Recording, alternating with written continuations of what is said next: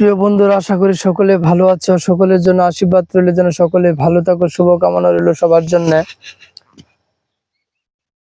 আসলে এটা একটা পুরা প্লট, এখান থেকে একটা বন্ধ একটা ইয়ের মতো সবাই কিন্তু সবজি চাষ করে এখানে। সবাই অল্প অল্প করে সবজি চাষ করে। এই যে দেখেন, এটা আমাদের ক্ষেত, 5 কাঠার একটা প্লট। আমাদের এই যে ধান কাটা শেষ হয়ে গেছে, এটা কিন্তু ধান কাটা শেষ হয়ে গেছে, এটা ধান কাটা শেষ। প্লটের ধান কাটা শেষ হয়ে গেছে, পরবর্তী আবার বুড়ো ধান করা হবে।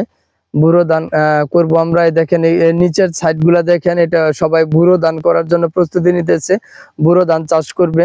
আবার কিছু সাইডে আছে দেখেন সবজি চাষ করেছে, যেমন এই সাইডে আলু চাষ করেছে, আবার ওই সাইডে দেখেন বেগুন চাষ করেছে। অনেকগুলো একসাথে চাষ করার, যার যার জমিন যার যার প্রক্রিয়াধীন যে যে ফসল সবাই অল্প অল্প করে করতেছে। দেখুন বেগুন, এটা দেখেন বেগুন, বেগুন চাষ করেছে, এটা বেগুন চাষ করেছে। দেখেন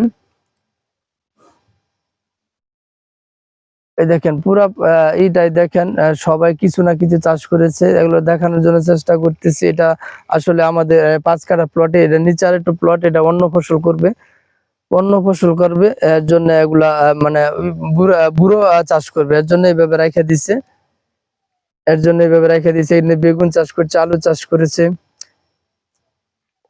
মানে টান জায়গা গুলা সবজি চাষ করেছে, নামার যেগুলা এগুলা অন্যগুলা চাষ করবে, এর জন্য এভাবে রেখে দিচ্ছে। এটা তো আমাদের প্লট, 5 কাঠার একটা প্লট, এটা পরে অন্য কিছু করবে, অন্য কিছু পরে বলতে না, বুড়ো চাষ করবে, বুড়ো চাষ করবে পরে।